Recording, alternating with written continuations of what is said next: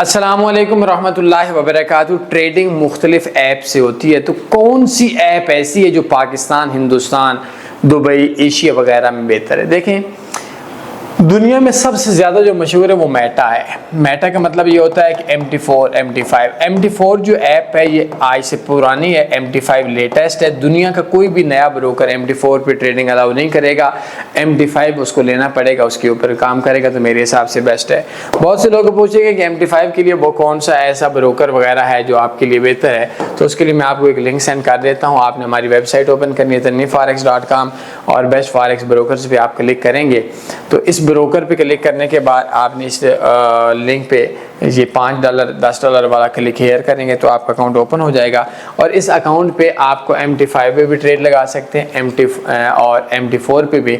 लेकिन मुझे लगता है ऐसे है कि जो मैं हूँ, मैं भी मैक्सिमम जो ट्रेड्स होता है वो MT4 पे लगाता हूँ, लेकिन अभी दौर MT4 का नया ख़त्म हो चुका है तो MT5 का दौर चल रहा है, शुरू हो रहा है। तो मेरे हिसाब से MT5 परफेक्ट है, अच्छा है, कम हैंग होता है, चंद MB का है और इंतहाई ईजी है। पाकिस्तान से रेगुलेटेड ब्रोकर्स के जो लोग हैं वो भी MT5 में ट्रेड कर सकते हैं और जो पूरी दुनिया में सबसे ज़्यादा यही वाला चलता है। तो बेहतर ये है कि MT5 पे आप ट्रेड कर लें।